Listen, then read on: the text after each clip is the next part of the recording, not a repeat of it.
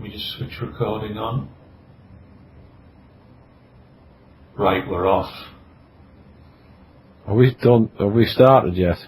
There you go.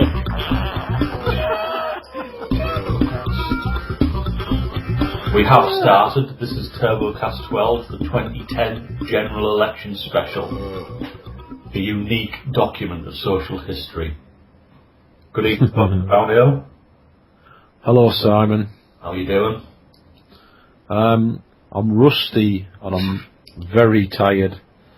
Right, so I'm going to, as we get breaking election news, I may interject in the show with it. So are they just announcing Washington and Sunderland West? I don't know. You're probably better placed than me with access to the British media. Yeah, right, I'm just on the BBC General Election website and I can see a load of fat old bastards shouting at each other. Why, what's happened? I don't know, they're about to announce something, so they're all stood round shouting. I've got the website of it says Labour 1, everyone else 0. Yeah, that was Sunderland. That was the first to count. But there's another Sunderland one about this number 2 here. The thing is, I've got the sound turned off because I thought it might fuck this up. I think it's very probably it would fuck this up. Anyway, let's get on with the show, and as election news breaks, we'll bring it to you. So, what's on the show tonight, Simon? Usual material. I think we're going to start with usual shite. Yep. We're going to start with digestion news. Digestion news.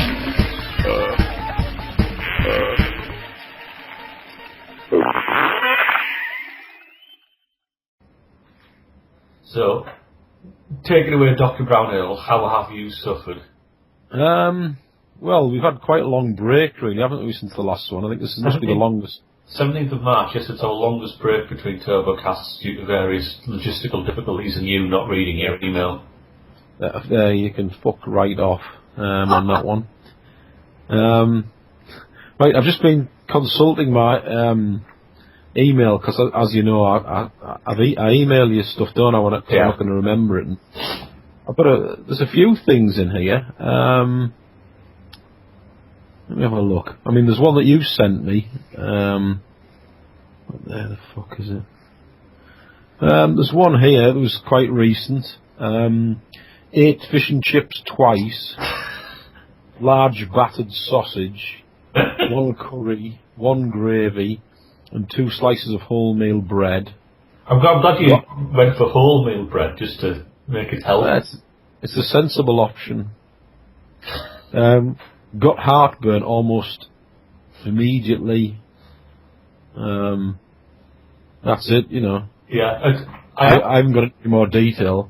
It was quite painful and nasty, and it was quite unusual to get heartburn so quickly. I generally get it, a bit down the road, but from fish and chips too, which I don't generally associate with indigestion.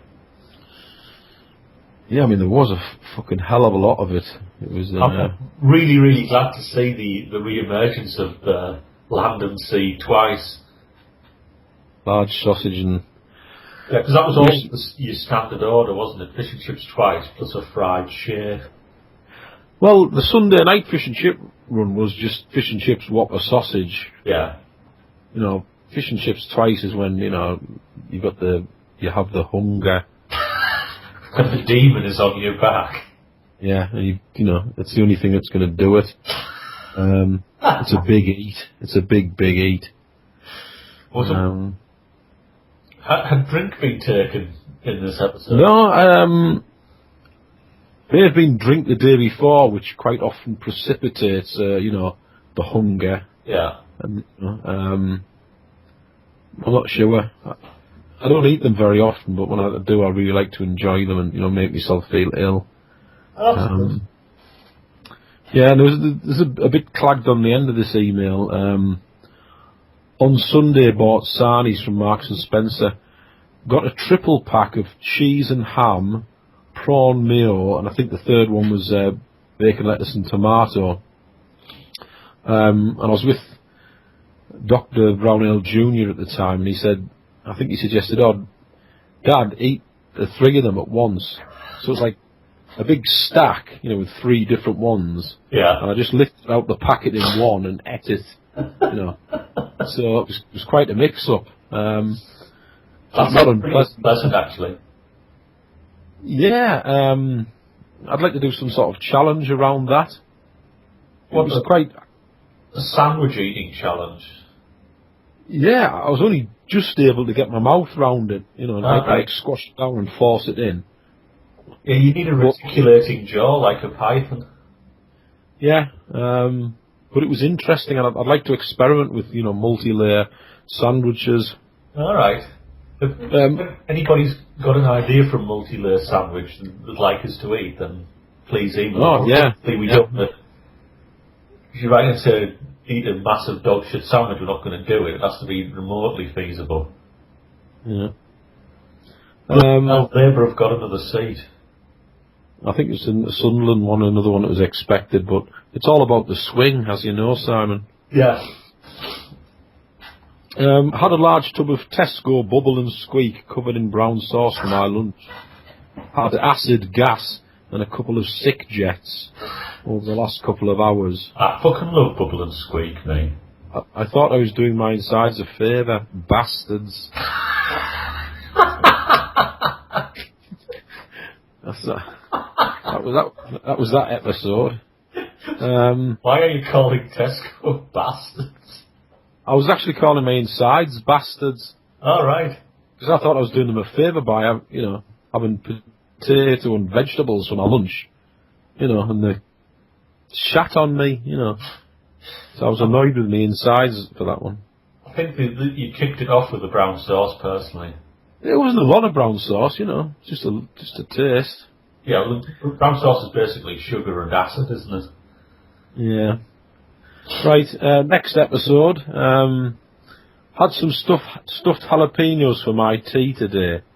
They were full of red, hot molten cheese. First one I had, it squirted onto the roof of my mouth and stuck there, burning fuck out of it. Top layer of mouth skin came off in one lump quite soon after. I ate the rest of the peppers and spicy onion rings, which burnt my naked mouth, big style. Having coffee several hours later, much pain. At least nobody's getting called a bastard there. Yeah. I think that's it really for me.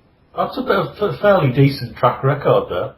Yeah, I mean, if I didn't have the emails here, I'd have said, it's been fine.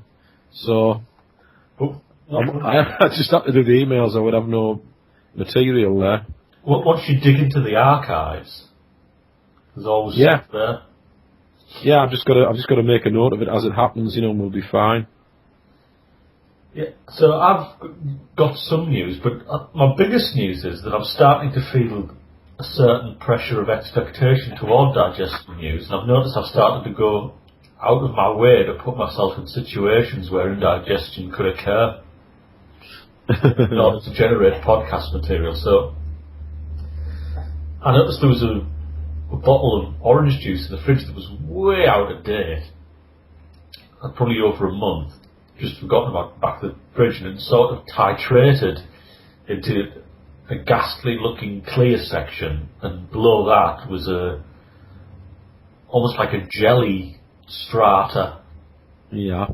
So I smelt it. It smelt brackish, like a stagnant pond or stream. Yes. So I gave it a good shake and drank it all. It was absolutely horrible. And I thought, this must come to something, but absolutely nothing. I was devastated. Well, that's quite disappointing. Yeah. And then I did strike gold because I was walking through the shopping mall, and there was sort of an open air butcher thing, and I saw some Portuguese chicken and it had a very acute smell, and not a pleasant one. It almost had like a sickly, sweet, fruity overtone. Mm. So I thought, this has got to do something. So I bought 2 pieces off the hairy gentleman who was operating the butcher's stall, and then withdrew to a quiet corner of the car park, ate them both, and sure enough, within an hour, the blades were there. The pains in the bloated abdomen lasted 3 to 4 hours, and then a horrendous toilet experience the next day. Well, that's good. Yeah, so my nose for rancid food. Yeah, it stopped me in my tracks. I almost walked past. I ate some crickets at the weekend. What, like the insects? Yeah. Interesting. It's a staple diet in Thailand, I believe. My sister brought them back from the States. Oh, yeah. Salt and vinegar flavoured crickets. But do you remember when I brought you the cricket lollipop from Arizona? No. No, you ate that as well. Right. The crickets weren't too bad. I just didn't like the way all like the wings and feet like sort of snap off and get stuck in between your teeth. It's like, you know, picking bits out and spitting, you know, feet and antennas and all that shit. Mm. So. What's the word for the study of insects? Entomology? Yeah, on an entomological side note, do you know how to tell the difference between crickets and grasshoppers? Is it something to do with the legs? No, it's how they make the noise or something? No, it's their horns. Grasshoppers have little stumpy horns. And crickets have very long whippy horns. Right. I know this because I woke up in the middle of the night several weeks ago and I felt something on my shoulder and I grabbed hold of it. And it was a very large grey cricket-stroke grasshopper. And I wanted to identify it. And it was a grasshopper because it had the short, stumpy horns. Did you eat it? No, I didn't. Right. I was marginally horrified when I woke up in the middle of the night and found it crawling across my shoulder. Yeah. So, as you know, wouldn't you? Australia is the home of the demi-lethal invertebrate. Yeah, yeah. So I'm slightly concerned it was going to be a redback or a huntsman or something. Yeah, you would think that, wouldn't you? Mm. We've even got a poisonous snail in Australia. Really? Yeah, it's like it has one tooth that's very long. If you pick it up, it jabs this tooth in you and you've got to go to hospital. Fantastic. I was actually going to try and make myself ill during the programme tonight. That is very, very commendable. I mean, I hope everybody realises we're out there and we're putting it on the line for them. Yeah, but I decided I haven't, so, you know, it's not that commendable. I'm not going to do it. You've shat on the listeners. Yeah. I've got a bottle of cheap champagne. Yeah. It's Tesco's own make. It's on special offer at the moment. 2 bottles for 25 quid, you know, so 12.5 quid. Can't go if you get 6 bottles, you get a further 5% off that. Because you fucking love champagne. I fucking do. I just haven't got any money. I can't, you know, I drink it every day, but... Just as a beverage after your dinner. Yeah. So, and I've got a load of big bags of pickled onion monster munch, and I was going to attempt the bottle of champagne and 3 large packets of pickled onion monster munch. For the buckle debriding challenge. Well, yeah, I mean, we've done the research in the past, haven't we? We've done the tests, you know. Yeah.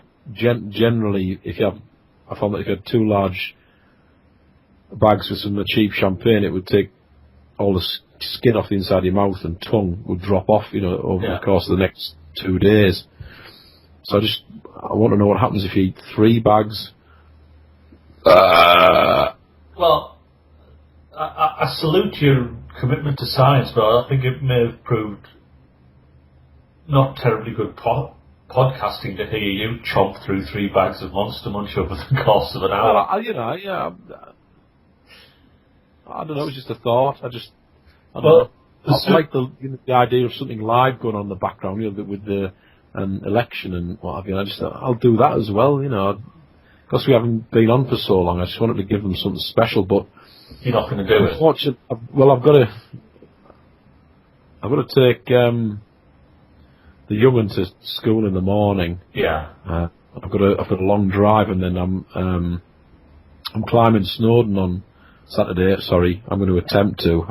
My money's on me not making it. Yeah, all right. What charity are you good for? It's for little children with no arms or legs or heads.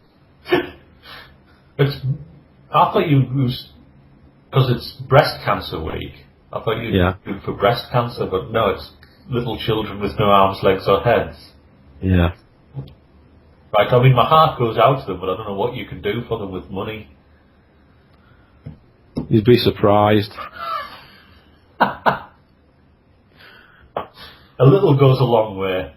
Yeah. Just to see you're not going to see their little smiling faces, just to see their little shrugging shoulders. Uh-huh. So, how long does climbing Snowdon take? According to the lady who knows, it's 3 hours up, 2 down. All right. I'm not buying that though. So what's your fear, that you'll pull up lame or you'll run out of juice, or? It's a really sort of steep incline, and being 18.5 stone. Yeah. I'm quite good on the flat. I could probably go, quite a ways, but hauling myself up, what are you taking? I've had problems with my feet. So, what? Sorry. Oh, sorry, I forgot about your feet. That's been a source of mourning before, hasn't it? Oh yeah. I mean, that's something wrong. I even had a day off work. My heels sort of like exploded, and I like to wear special shoes, like with big calipers up the side, and that, Hey, you were laughing at spastic. They're not called anymore. They're called scopes now, aren't they? Oh no, I'm not a spastic. That's a invalid, cripple. Differently abled. Yeah. I'll report you.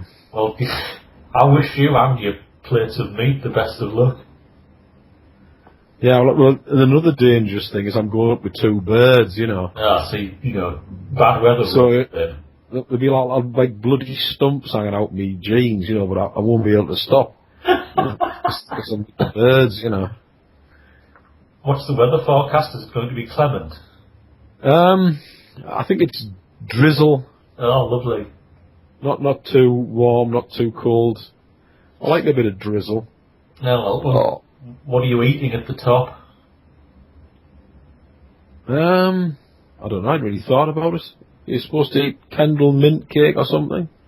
Just basically sugar. You might as well just take a bag of Tate and Lyle. Some fried cheese. Yeah, I think maybe a bottle of cheap champagne and 3 bags of Monster Munch would be. Hey, that'd be mega. Yeah. Just walk up Snowdon, eat the Monster Munch, drink the bottle of champagne, walk down on bloody stumps. Mm-hmm. The thing is, there's nothing worse than warm champagne, though, so I'd have to have some sort of mobile refrigeration unit in my backpack. Well, if it's windy and drizzly, just hang it outside of your backpack. Yeah, it's going to be like, 7 to 9 degrees, though, so... you need it closer to 0. Yeah, it's got to be cold, man. We've had another seat, another one for Labour. Fucking hell. Well, it was one that was expected to be. It's all about the swing, though. Yeah. We're careering headlong to a socialist dystopia. What are the punters saying? I don't know. Conservatives not going to make it. Well, I think based on the swing of the first seat, it is all about the swing. Yeah, it was going to be just enough for a majority Conservative government. All right. But I think the swingometer's just swung back the other way, so we're up shit creek, I think, at the moment. So I think that's it for digestion and mountaineering news. Yeah. So please take a picture of yourself at the top of Snowdon and send it to me. I'll put it on the website. Yeah, I'll be taking photos and videos and what have you, and I'll get the guy in the rescue helicopter to get a bit of footage as well. Yeah, just get your picture taken as you get winged up. Yeah, grab that, mate. Get a bit of footage. He'll be shouting forward to the pilot, "Fucking hell, have you seen his feet?" He'll be saying, "I think we snagged a rock. We can't pull him up." Let go of the champagne. So, excellent round of digestion news, and just keep trying to put yourselves in those situations that'll wreak destruction in your digestive tract.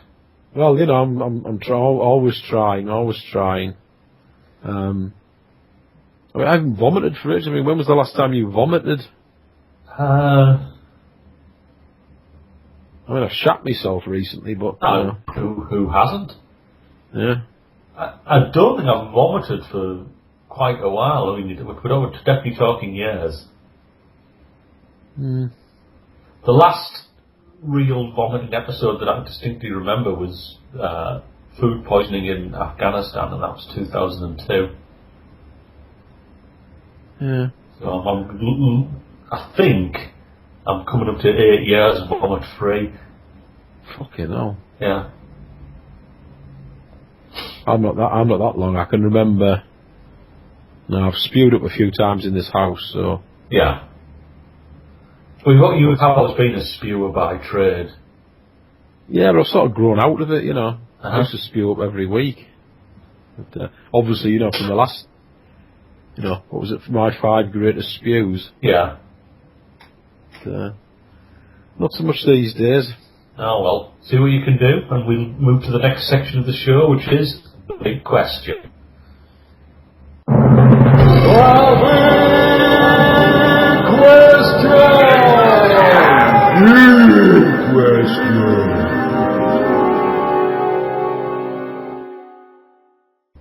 So, the big question for this show is, are other people's dreams interesting?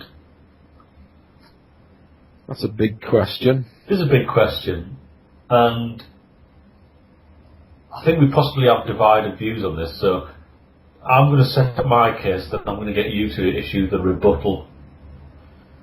Unless you agree with me, just say, yes, we agree, and we'll move on to something else. I'll talk some shite that's, mildly relevant. Right, so my theory is that other people's dreams aren't terribly interesting unless it's full of perverted sex shit.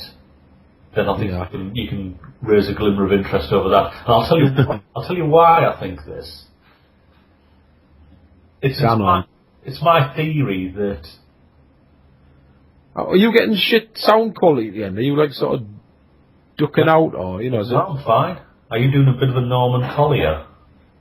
Yeah, I'm getting a bit of that. I don't know. I'm streaming this BBC Pictures shit. I might turn that off. I wonder if it's. I think that can't be helping. Yeah, I'll close that bastard down. Right, on you go. Right, so this is what I think about dreams. I haven't even Wikipedia'd this, so this is just my utter bullshit that's probably wrong. But I think a dream is primarily a visual thing. It's not an actual experience.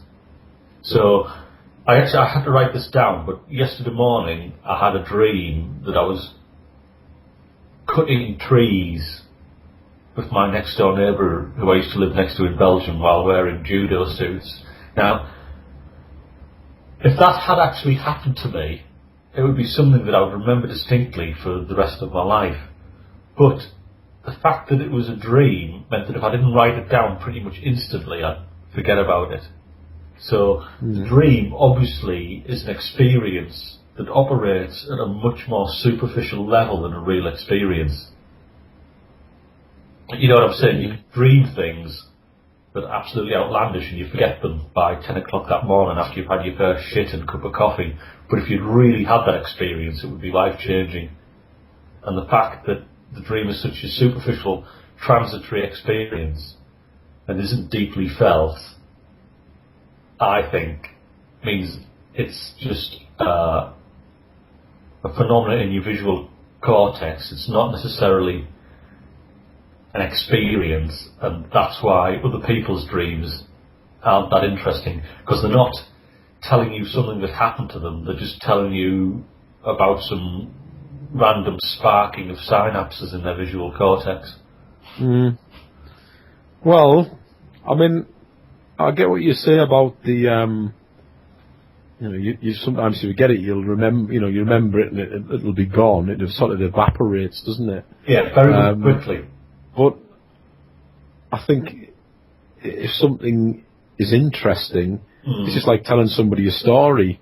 I think the fact that you're saying, this happened to me the other day, or I had this dream the other day, I think you just got to take it on its, Yeah. I don't think it means that it can't be interesting. I mean, I've told you dreams about, because you quite often feature in the dreams that I have, Yeah. doing various... I do actually remember the one where you bought me a prostitute that looked like Amanda Holden. It wasn't Amanda Holden. It was... it was that other bird, that blonde bird. Some actress bird, but it wasn't Amanda something. Redman.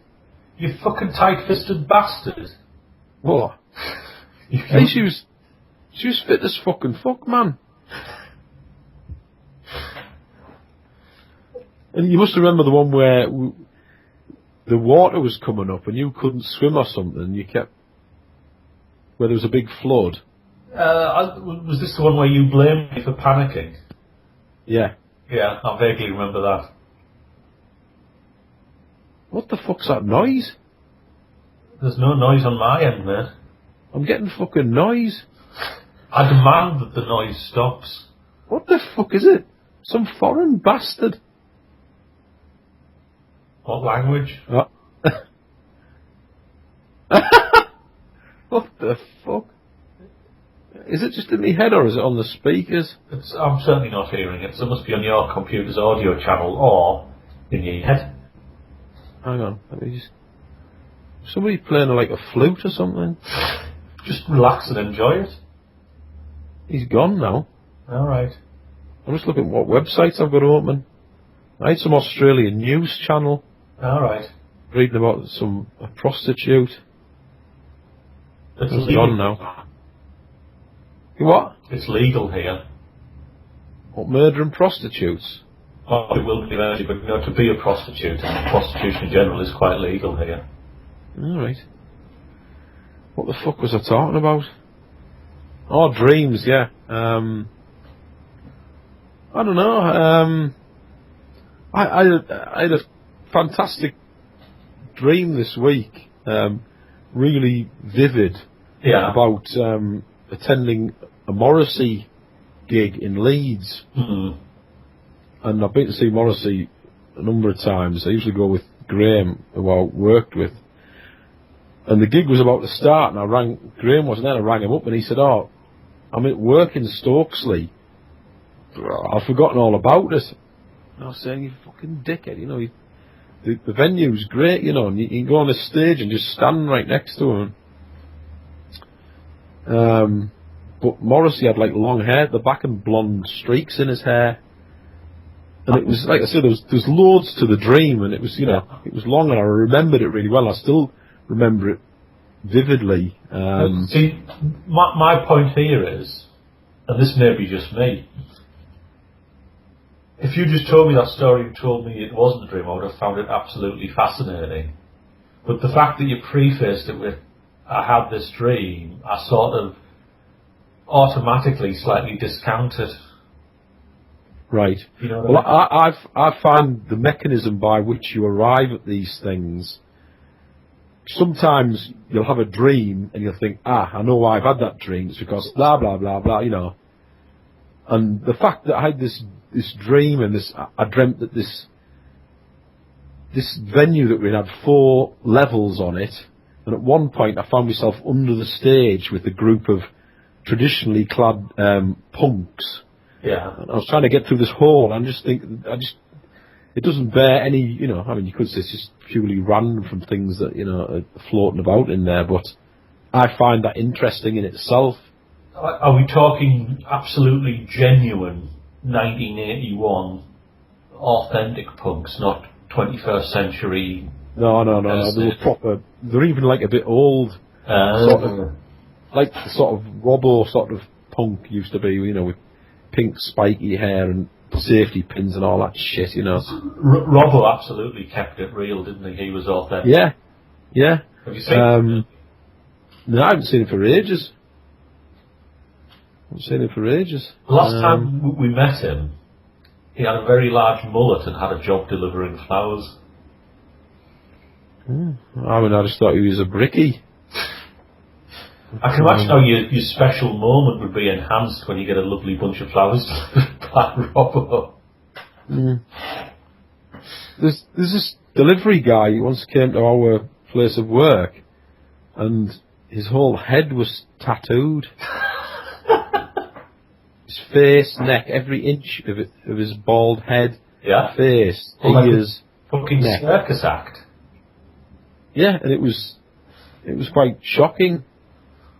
He just came and I've got a delivery for you, and it was bizarre. You just don't know what to say, Hey, your old fucking head's tattooed, mate. Did you know? Did you know? Yeah. Oh, fuck, What did you do with that for, you daft cunt? Yeah, there you go. He was like, just seemed like other than that, seemed like a normal person doing a normal job, Yeah. We had I wonder if he tried to disguise it at the interview, wore a hat and huge fake beard and shades. You could do it with stage makeup, couldn't you? I suppose. We have a delivery man at the university, and he has massive wooden discs in his earlobes like a fucking Maasai tribesman. Oh, yeah. But I mean really big ones. There must be 3 or 4 centimetres in diameter. Cool. So I think being a delivery man's like one of those jobs you can get. It pays absolutely no money. It's a really shit job, so it absolutely doesn't matter what you look like, because people are just grateful if anybody with 2 arms and 2 legs turns up. Yeah. I guess so. But I'm going to have to make Turbocast history here. Yeah. Because I am going to have a 2-minute bowel evacuation break. Something's come loose. That's fucking ridiculous. So just do it on the floor or something. Yeah, that would be great. So just look at the lecture news for a couple of minutes, and I'll crop the silence out when I edit the show. Right. I'll be right back. Right, I'm back. For the listeners' benefit, Simon's just been to have a shit, and I was really worried as I heard him padding off that he's obviously got quite a good microphone set up there. And I thought I might be able to hear him squeezing and firing out, because I got the flush really loud. So unfortunately, I didn't get any more detail than that. All right, I'll preserve the flush in the show. I mean, it wasn't that bad in the scheme of things. Very, very hot. Yeah. But absolutely overpowering, very sour smell. Yeah. It's our first live birth.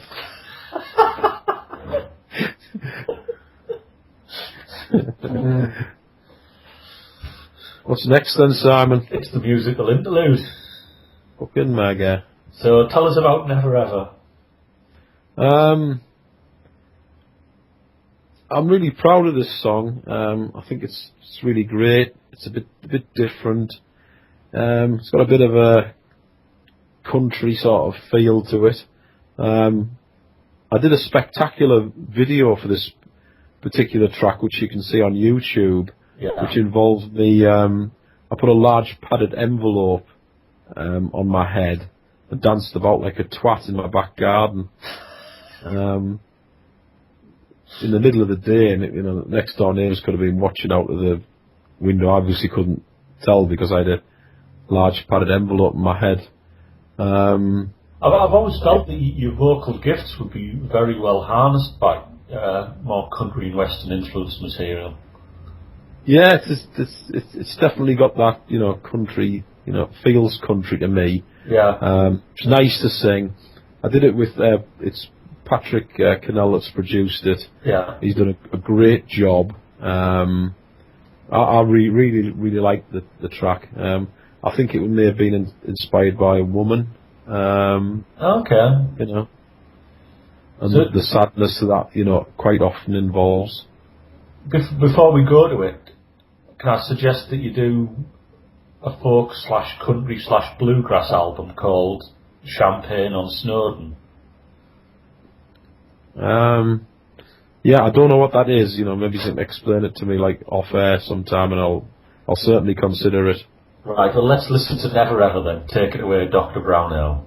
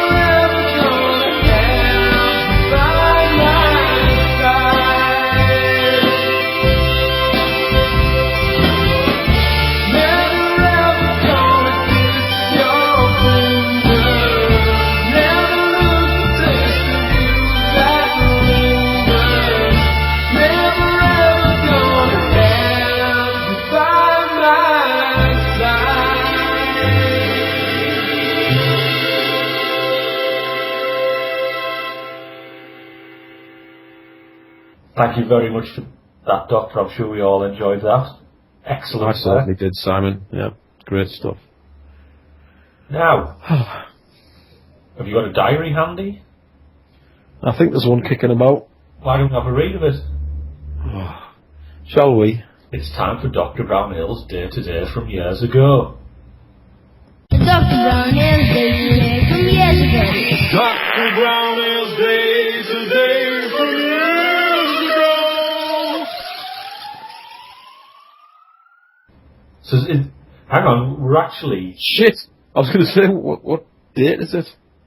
Yeah, well, I've got 1204. we almost, the show straddled the international date line and nearly tore a rift in the space-time continuum there. So we're on the 7th, aren't we? Because obviously you've got to go English time. Yeah, it is just, well, it's the morning of the 7th of May here, so it's 7:05 in the morning. Alright. Right. Shall I open the diary? I think you should. May 7th. I've missed you, diary. May. Oh, fucking hell.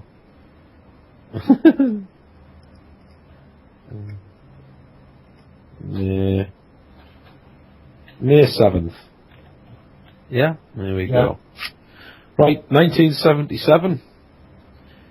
I have now got £1.70, but only £1 of it is in the post office. You very wisely keeping 70% in cash. I wish I had that much now, rather than the minus fucking number that I've got. I mean, this is very interesting and cute, but I mean that's it. That's the entry for the day. I'm tempted to look at May the 6th, but I won't. Well, that's very commendable. Were you serving up for something?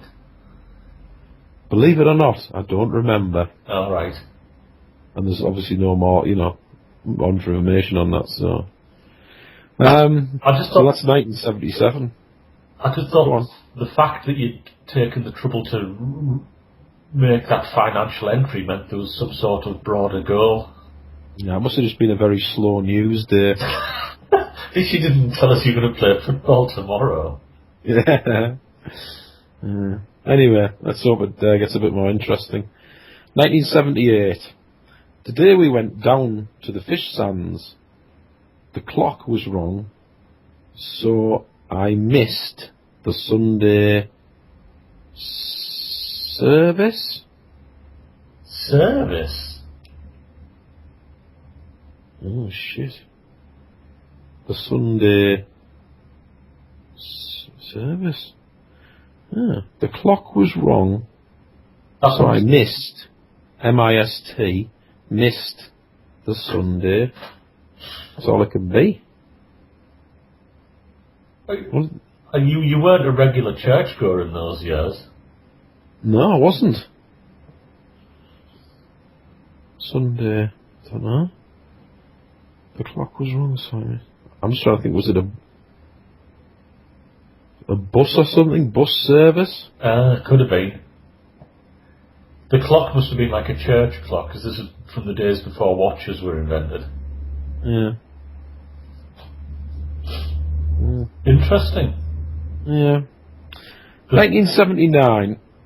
I was just going to infuriate one of our female listeners, interrupt you and explain what the fish sands were. Go for it. The fish sands is a beach in our native Hartlepool that's bounded by a medieval town wall. It's quite picturesque. We often used to go there as children. Spent some time on there. Oh, hell aye. I've been there recently. It hasn't changed much. Yeah. It's quite unique, the beach with the town wall. I've never seen anywhere else like it. I actually saw a dead body there. Fuck off. Once. I did? Did you? Oh yeah. Just like, where the little lighthouse is? Yeah. Just over the other side of there. He had one fawn coloured sock on. When was this? Oh, when we were nippers. Did you? All right. Did you alert the authorities? No, the authorities there, they were dragging him out to sea. Oh, okay. I saw his legs. I've only ever seen, I think, 2 dead bodies in my life. And then Yeah. my paternal grandparents lying in coffins, so I'm not sure they count. Yeah. Yeah, dead bodies don't do much for me, to be honest. I'd like to avoid them if at all possible. I think, that's basically sound advice for us all, isn't it? Yeah. Just avoid the dead bodies. Yeah, stay away from them. 1979. I watched the Little and Large show and most of Holiday on the Buses.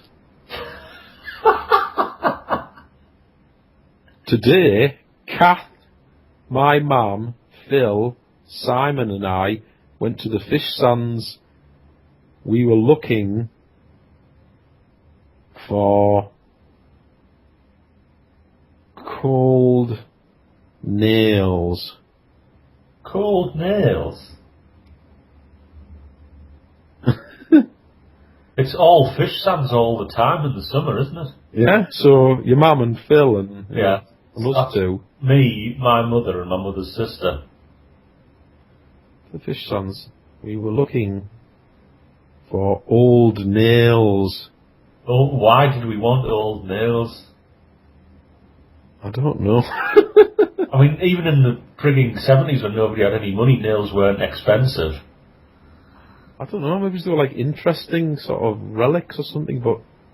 Old nails. That's what it says.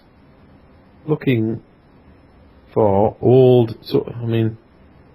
old walls? Old... What are you fancy doing today? I don't know. We could get a bunch of people together, go to the beach and look for nails. Yes!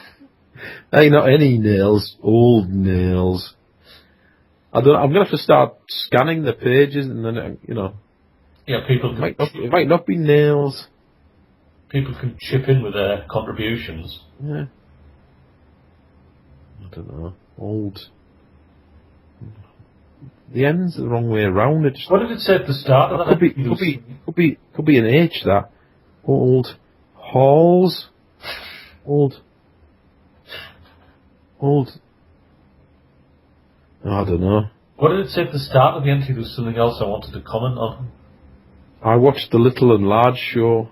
Oh, on Holiday on the Buses. And most of Holiday on the Buses. Not all of it, just most of it. Well, you don't want to overload yourself, do you? That's a lot of comedy.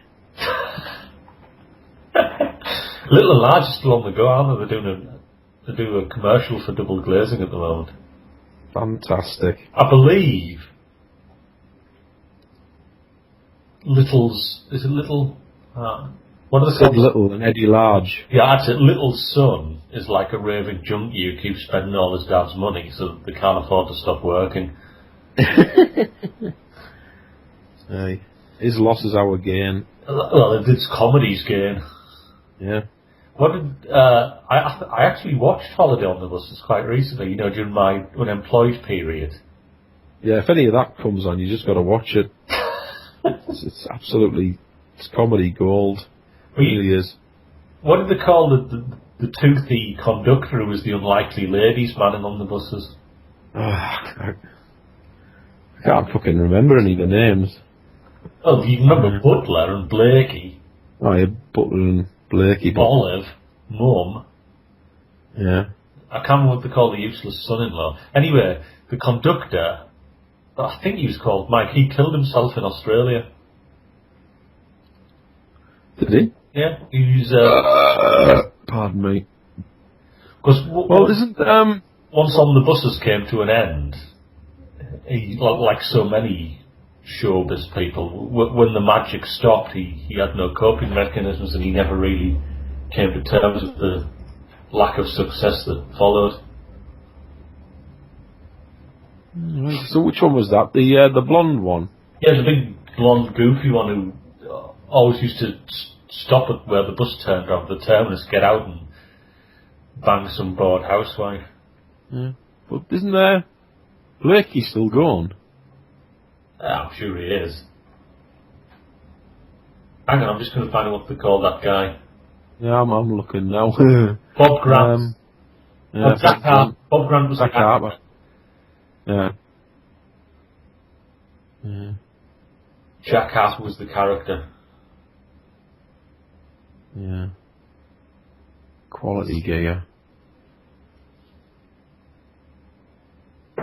Right, shall we, oh, you got more? No, I was just wondering if you remembered the plot of Holiday on the Buses. Did they drive a bus to Spain, or were we mixing that up with Carry On Abroad? No, I thought it was like wasn't it like Pontins or something? I'm very. Oh no, there is one where they go abroad. Yeah, because in the 70s, that was a staple of the comedy film, particularly if it was a film made from a TV show, because the Steptoe Son film was Harry and Albert going to Spain, wasn't it? Yeah. You disgusting old man. I don't know. I would like to see it again. Oh, I was just sort of thinking you can just watch again and again. Uh-huh. 3 films were made during the show: On the Buses, Mutiny on the Buses, and Holiday on the Buses. Is Mutiny on the Buses the one where the bring in women drivers, one of which is Hattie Jakes? Oh, you think of the fucking Carry On film again, aren't you? Where they have lady cabs or whatever it is. I didn't like that one. Or fanny cabs.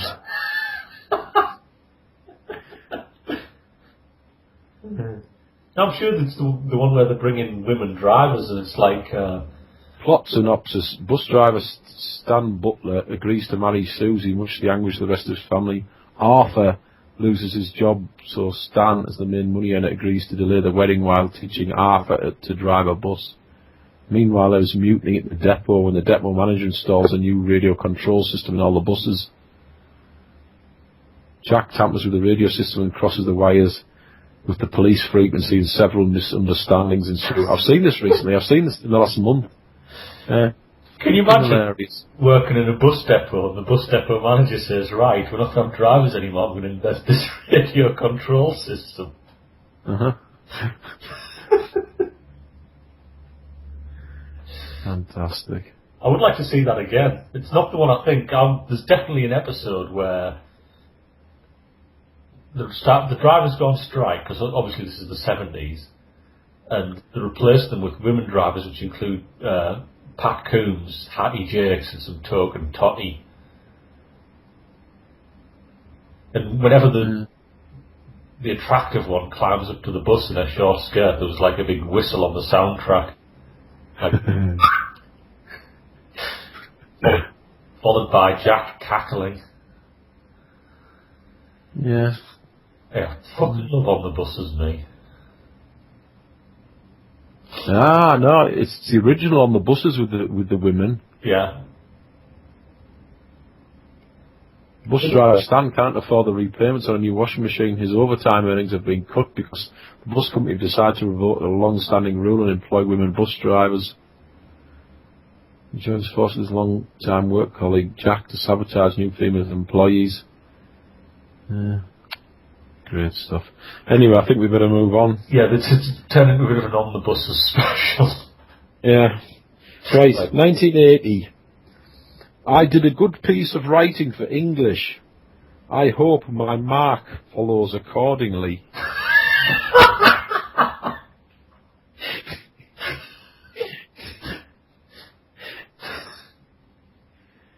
That's a very, very stylish prose for a diary entry. I saw Kenny on the way to school.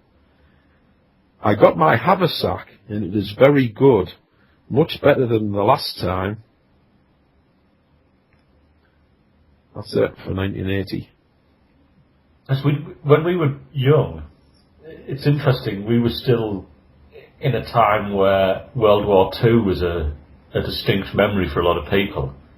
And it informed the popular culture. And we are always, and everybody at the school carried their books around in World War II surplus army rucksacks. Blue or green, weren't they?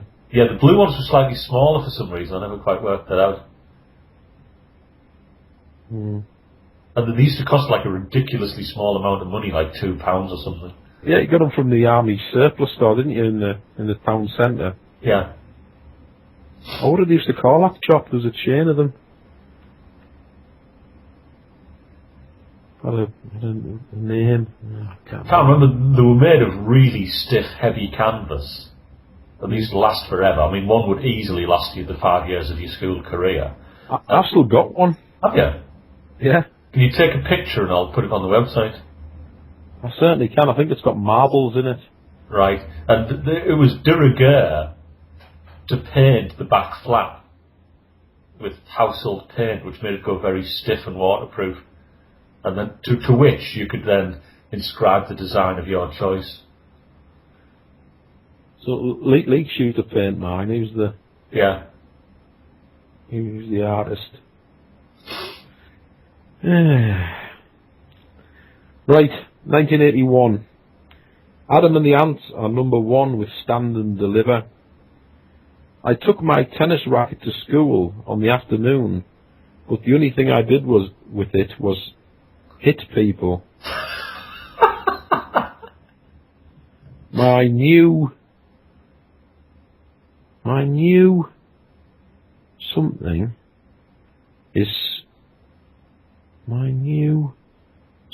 is Spartacus the Gladiator. Grands has come for a night or two. Awesome. My news. Well, that must be a D&D reference, one would think. Yeah. I don't know whether it was like, when was the CB? Wasn't anything to do with that, was it? I think this was past CB. This is when we were into our role-playing games phase. It must be then. I saw Adamant in Heathrow Airport a couple of years ago. Very fat now. Really? Yeah. I thought he'd gone completely mad. Had he? Oh yeah, he went full-time loop-the-loop. Awesome. I think he's going to manage to get back on track. He had a very almost short but intense career, didn't he? Because he wasn't a one-hit wonder. But no. He had that one album, and he was just so popular.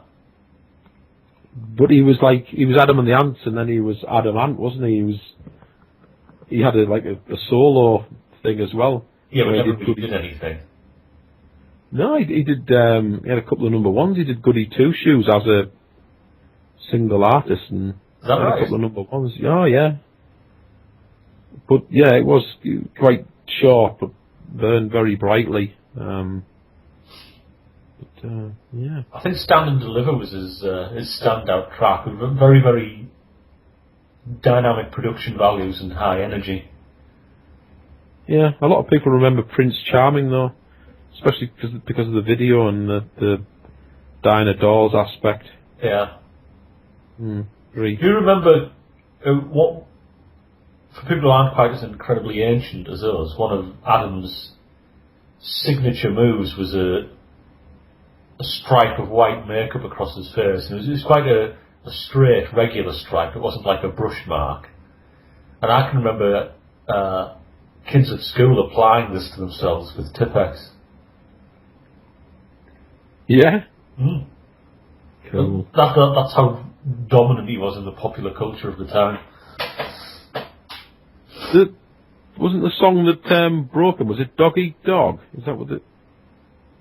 Or was it Ant Music? I don't know the chronology, but I think it was Ant Music. I think it was.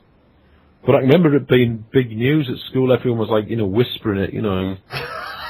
Adam and the Ants is number 1. And it was like, oh my God, it was like something had happened. Yeah, because it's really difficult to convey how important being number 1 was in those times. Oh God, yeah, it was. It actually meant something. It literally was the pivotal point of the week, and this is when singles meant something, because they mean absolutely nothing now. Yeah, it used to come out on a Sunday night, didn't it? The charts. Yeah. And then it would always be the last song on Top of the Pops on a Thursday night, and it really was an absolutely big deal for people of our age. It was incredible. I couldn't tell you who's number one now. Nah. I think I ceased being able to tell you who was number one in about 1990. I can remember when I went for my interview at Solid Sounds, and I wanted to be a security guard at a record shop. Yeah. And they asked me what was number one was, and I didn't know. But it was all right because the manageress fancied me, so I think she just sort of skimmed over that. Would you get a bit of eye candy on the firm and give them the job? Yeah. And I can remember when she had to get rid of me, she cried. Really? Yeah. How touching. Mm. So I always see quite a lot of her chest, I seem to remember. So there was CDs getting plundered left, right and centre, but you always kept an eye on her chest. Uh-huh.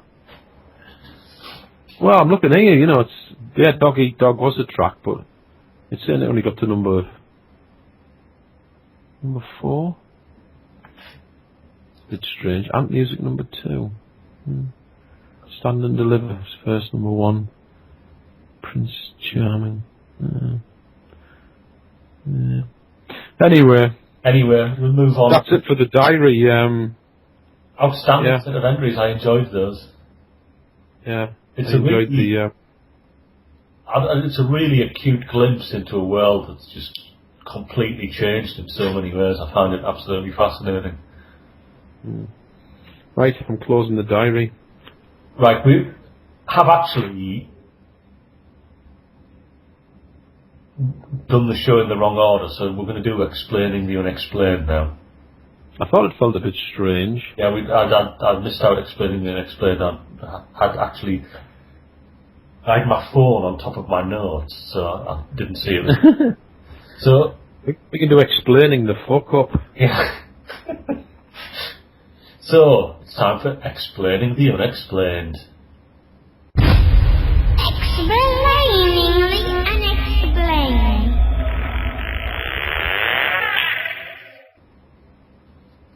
Right, so the topic this week is extrasensory perception / telepathy. So I'll define it for you, then you can give me your thoughts on it. Mm-hmm. So I think... Would you like me to say them or just sort of transfer them to you? Well, that could form part of the on-air experiment. All right. So, extrasensory perception obviously is some means of imparting or perceiving information in a mode exterior to our conventional senses. So, by some means, it arrives in your brain without passage through eyes, ears, fingers, whatever. So, I've got to say, on this one, I'm coming down hard. I don't believe there's any such thing. Right. What do you think? You don't think there's any such thing either. It's a very short segment. I think it's one of those things whereby I think these things can happen, but it's difficult to explain. We possibly don't have there aren't the words to explain what it is. I think it's probably a lot of different things. I mean, could you believe about some sort of outlandish physics explanation involving magnetic resonance effects or quantum tunneling or anything like that? Well, I think so, because the way I would look at it is that we don't know enough to say, no, it can't exist. Because if you ask somebody, what is the smallest particle of matter, nobody can tell you what it is. Yeah, I mean, they'll give you a load of bullshit about electrons. Yeah, so it's, they don't really. Quarks, or that's probably from, string theory and all that shit, but what is it? What's the smallest? You've got dark matter, the universe weighs, out as much as it should and all this bollocks. So Those scientist cunts are just busking it down. They don't know. They're just Yeah. So and I'm saying like, it's like saying you're basing it on you saying, oh no, it can't exist.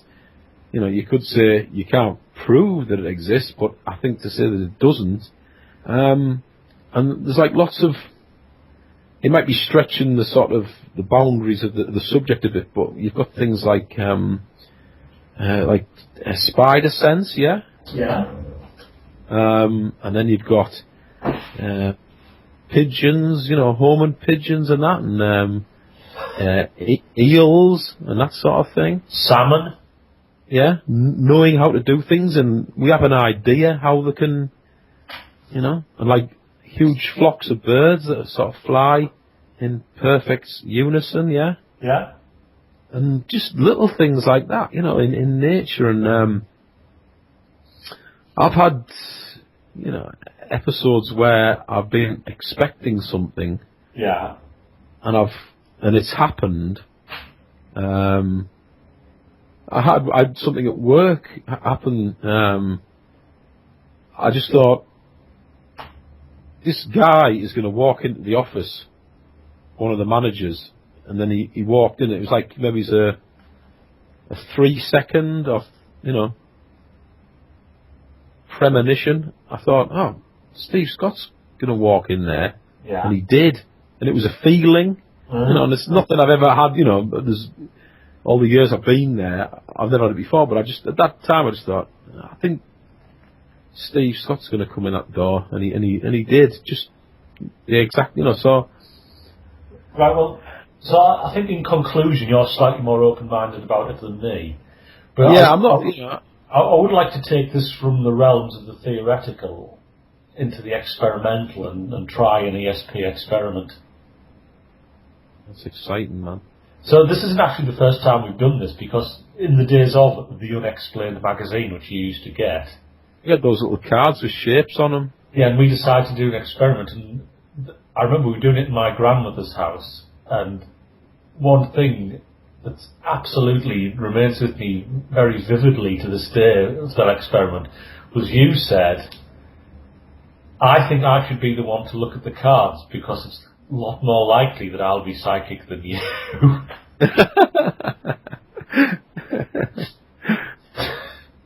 I don't know what basis you had for that statement, but I think I can't remember the results of the experiment 30 years. Inconclusive, I think. Yeah, inconclusive at best, perhaps. So what I'm going to do is we're going to look at I'm going to look at 3 photographs. I'm going to concentrate on the photographs. Using the power of telepathy, you're going to connect to my brain and describe the photograph. And then we'll grade your description from 1 to 10. Right. Actually, I think we better do it once, because if we do it 3 times, it'll take all day. Right. Right, I'm looking at a photograph. Are you getting anything from it? There's somebody sort of like crouched down on the left-hand side, and it's like they're quite close to the camera, like side on. I think that definitely proves you're psychic. Yeah, alright. Because what I'm actually looking at is a photograph of a field full of sheep, and on the left-hand side of the picture there is a couple of sheep in the foreground who, you know, the image, where it attenuated by passage through psychic channels, could resemble a crouching man. Yeah. Yeah, that's what I thought, yeah. Yeah. On the basis of that, I think we can conclude that telepathy works. Yeah, that's excellent. Right, so for once on Explaining the Unexplained, we've actually put the subject to bed. Brilliant. I hope the military don't listen to this, you know, I'll be fucking, you know, we'll be in a bunker somewhere before we know what it is. And that with a skull connected to you. Colanders on our heads. That's obviously how these psychic charlatans work, because you can read anything into any picture, I think, and draw the parallels. Yeah, I mean, it's strange that the sort of military I've obviously invested a lot of time and effort and, resource into, pursuing that, haven't they? Particularly the Nazis, who were just mad for any sort of occult stuff. Yeah, I guess so. So there you go, telepathy works. Yeah, excellent. Right, we better crack on it because the show's gone very, very long. Is it really? It only feels like we've been doing 5 minutes. No, it's been going. I think I've been well over. I think I've been drifting in and out of sleep, I think. So we're going to have a quick run through the... We must have had loads of fucking letters and shit. We have. I'm going to save some for next time, because I hope and pray we'll do the next show quicker. Yeah. So we're just going to do a couple today, and then I'll save some for the next one. So hopefully we can do the show in, within 2 weeks. The Turbocast.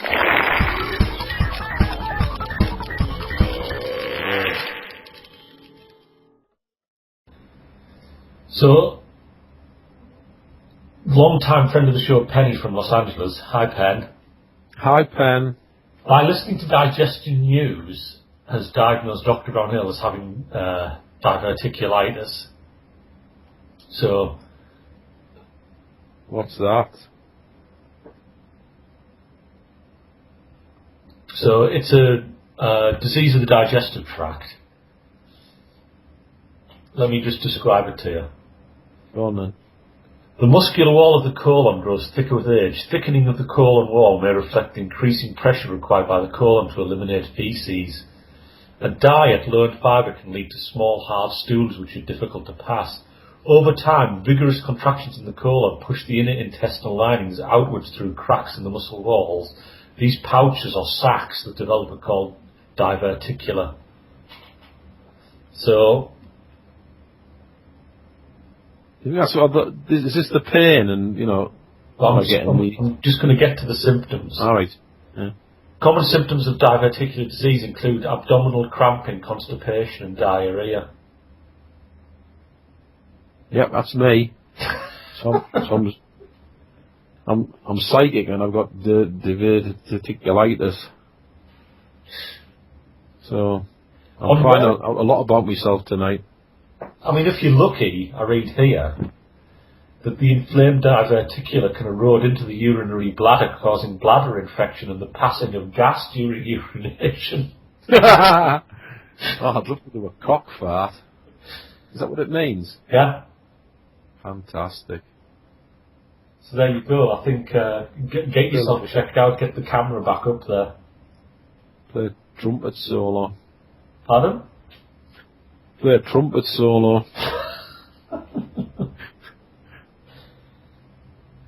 Oh, thank you, Penny. I'll, you might just have saved my life. Yeah. Quite a few emails expressing positive sentiments about your last musical track, but I can't remember what it was. So, Summer. Yeah. I won't read them all out because I think you need to keep hungry as an artist. You don't want to get complacent. That won't ever happen. I've been driven. I'm not in control of the music. It's, just passes through me. I'm just a channel or something. All right. Some bullshit like that. And I think we're going to wrap it up with a letter from number one Turbo fan Mel. Hi, Mel. Mel reports that she drives a 2001 Hyundai Elantra automatic. I think a reasonable car for a little lady, I suppose. Yeah, can't get into too much trouble in that. She would like to know what cars the Turbocast crew drive. Do you want to go? Yeah, at the moment I'm in a Volvo S60 D5 SE Lux. Man's chariot. 185 horsepower. It's got cream leather, which I don't like. It's really, really heavy. Yeah.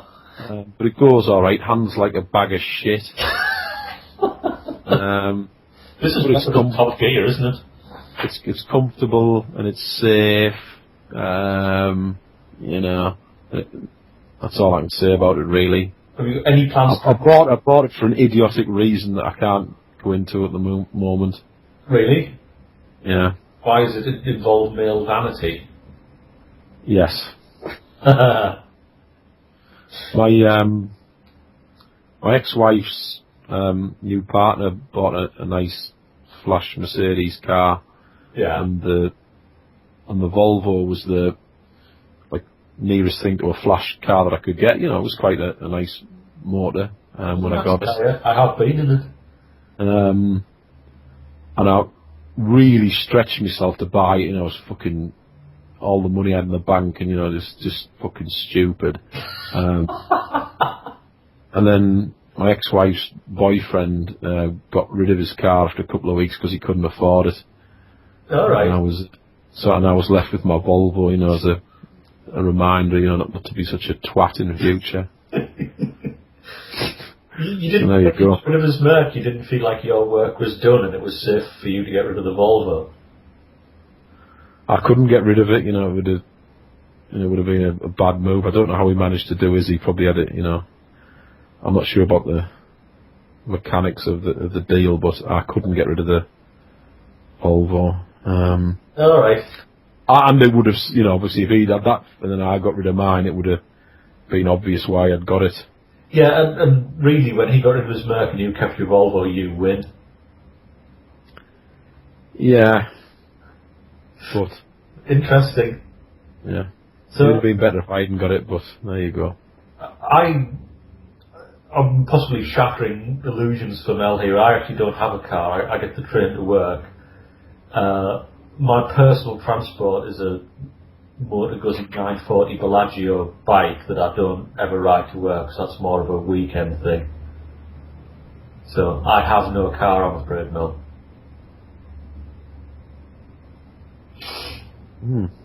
Are you planning to get rid of the Volvo anytime soon now, then? Well, as soon as the recording career kicks off, you know, I'll be moving into an Aston Martin, perhaps. All right, good call. But until then, I think I'll stick with the Volvo. Right, on that very optimistic and prophetic note, I think we'll end the show. Go to... Hey, yeah? I was going to say, it's good to be back. Yeah, it is good to be back, and I think we've pretty much got the logistics sorted out now. We've had a few communications and scheduling difficulties over the past couple of weeks, which has meant the show's been delayed, but we're on an even keel now. So go to turbocast.podbean.com for all of your Turbocast web needs. Have you changed the name of your YouTube channel? No, it's exactly the same. Oh, that's... Why somebody's... You changed the Dr. Brownhill Brown branding, didn't you? I'm going to, but no, everything's the same. Has anything happened on that iTunes? What do you mean? You know the thing you always used to moan about? I haven't checked recently because I don't personally run iTunes software anymore because the iPod Touch now works with Ubuntu Linux, so I don't need to run iTunes in a virtual Windows machine to work my iPod. But I've got iTunes on my Mac at work, so when I get to work today, I will jump in and have a look. Yeah, I think you should check that out. Right, we'll do that. Excellent. All right. Thank you for being Dr. Brownhill. Thank you for being Simon. And good luck up at Snowdon. Yeah, cheers.